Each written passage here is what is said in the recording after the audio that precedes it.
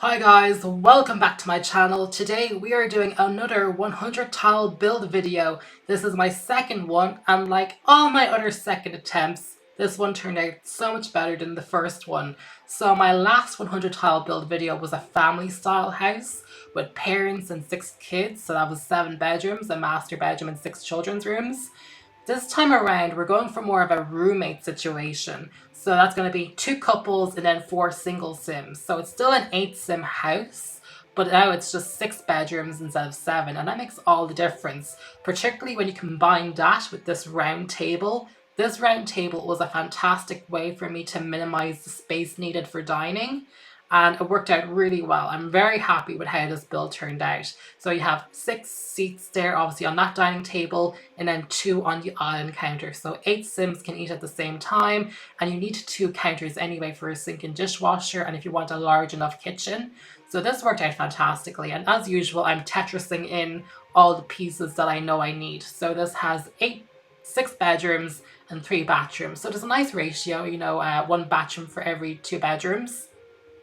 The 2 large bedrooms for the 2 couples, they actually share an ensuite. So that's kind of segmented off in itself.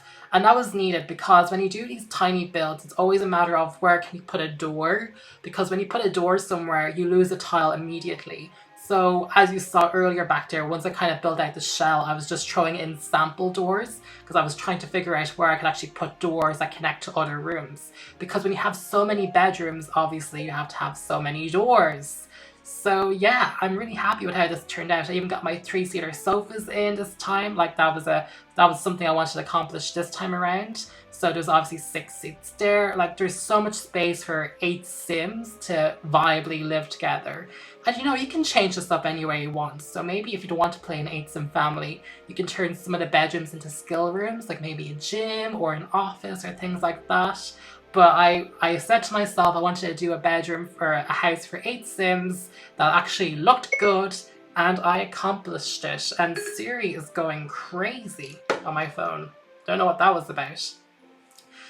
So basically have the layout at this point. So now I was trying to figure out where the front of the house would be and where's the back. Obviously the more open space was the front, and then that was going to be the back there. Yeah, I wanted to put stairs in. This is the first build I'm doing in a tiny home where I'm actually using the roof on top. In all my other builds, I just roofed it straight away. But this time around, I was so happy with the layout. I was like, let's use the roof. And that's when the theme emerged, or the aesthetic for this house emerged, of like a renovated factory or old industrial building that we're turning into housing. So you can see that with the brick and the older style windows, but obviously it's been modernized with the new door and those stairs right there. But because there are stairs, I think it feels like, okay, that was obviously used at some point for something. So like it does have a nice industrial look to it. And I kind of tried to bring that on the inside with the counters and the furniture. So we're using those work counters there, which are very industrial. And then like I even put in like a nice industrial type floor, like wood floorboards, like they're very raw. So I was very happy with how the aesthetic came together with this house. As usual, it is obviously modern because we're using mid-century furniture, and the house is so clearly designed to fit in the building code of 100 tiles that obviously I had no choice but to make it more modern-y. I know all my builds tend to be pretty modern. I like modern builds, what can I say? But this one takes the cake. I really like this. I even love those couches back there because they all have that same rustic look to it. And even the black wallpaper. I mean, that was daring, but like I think it works well. And like I made those doors the same wood grain as the chairs and the countertops. I actually thought it looked pretty good. Oh, you just see me put the wood flooring in there, those raw floorboards.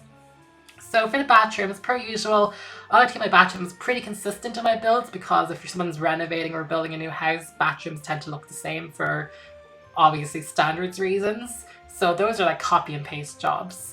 And then, yeah, this is one of the couples' rooms. This one has a Murphy bed in it. And again, I like to bring in that idea that a couple, especially because they're roommates, so they don't necessarily want to hang out with everybody else at the same time. That couple can have like basically their own private lounge room during the day, and they can get some work done in there. They can watch a movie together, and then obviously at nighttime they sleep together. The second larger bedroom, which you see me doing now, I put in a mission style bed. I didn't want to do too many Murphy beds, and for this one I kind of liked the idea that they just sit at the side of the bed and watch TV from there. So you'll see me put in a TV unit, and it's also the first build I believe where I actually used this TV unit. All my other builds were so small I could only put those TV units on the wall, but I wanted to finally in one of these challenge videos use the freestanding TV unit from Tiny Living, so I do that. But because of that reason I couldn't put in a Murphy bed. Frankly, I have to be honest with you, I don't really love the Murphy bed. I think it's great though for that first couple because they can kind of have a lounge room during the day. But I wanted to show that there were different ideas about what their personal space was. Because again, this is really important. This is for roommates, not for a family. With a family, all the rooms can kind of look the same because you obviously have a head of the house, like a parent or like a mother or father or something, who is like making those decisions about what your room looks like. But obviously no one person has control over what everybody's room looks like. So everyone's bedrooms had to look different. So for these single bedrooms, what you're seeing me decorate now is like a young jock's bedroom. Like, you know, like he's a sports guy, there's like a baseball bat and a soccer ball. You know, he's got a soccer book on his wardrobe. He's like an MP3 player and a laptop. Like he's a real jock type guy.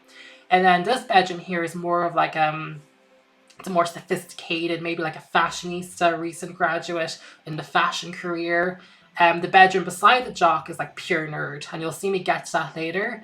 And then the fourth bedroom, which you see me doing right now, is for like a gamer's room. So maybe this guy studied computer science, he's really into technology, or girl, and he has like a gaming TV, a TV on the wall. I put a gaming console underneath, there it is, and he has a gaming computer, or they have a gaming computer.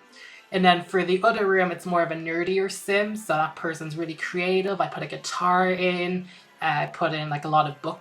I put in a book end, which you can obviously use now as a book, thanks to the new Sims 4 patch update. But you know, they're a little nerdier, and that's what I like about the build, is that they all have different personalities. That said though, I'd never dream of running an 8-sim family. To me that sounds like a nightmare. I have a hard enough time controlling 2 sims. So you don't necessarily have to use this for an 8-sim family. You could go ahead and knock those walls, turn that into a gym room or like a personal office. I love this build so much, so I might renovate this and make it for like a single sim. So now we're decorating the room. We just put a Star Wars poster in there, and yeah, I really like how this turned out, I have to say. Again, my second builds always turn out so much nicer than my first ones. I think this one, and then my second 64 tile build video, the one with the 4 bedrooms and the 2 bathrooms, are like creme de la creme of my tiny builds. I'm very happy with how those 2 turned out. As for my 32 tile build, I mean, I suppose the one with the back garden with the family with the swing set for the parents and the one child, that's pretty nice. But I really like this one. I think that I just love like the black walls and the rustic vibes. I'm just putting in some like last decorations like rugs and paintings, and yeah, we're coming towards the end of this video, I have to say. Now I decide to give it a garden, so I give it a roof deck and I give it like a bar and a barbecue on top. Also, I love that the roof there, that roof piece provides shelter, so I put outdoor seating and tables downstairs, so that if you don't want to get blistered in the sun, you have shade underneath that roof there. I also put in a swimming pool, and I also have to say, you're going to see it in a few moments, I think my gardening skills leveled up with this build. Usually I'm terrible at gardening, but I do a nice job gardening without the move objects cheat. When I do these build videos, I never have the move objects cheat on. I might size things up and down, but I never use move objects. And as you're about to see, I'm very happy with how this garden turned out. Like, I impressed myself. But however, that said, we are coming towards the end of the video. Thank you so much for watching it. I hope you enjoy using this house in whatever way you want. You can download it from the gallery. My username is LCInsightsIE. It's also in the description below.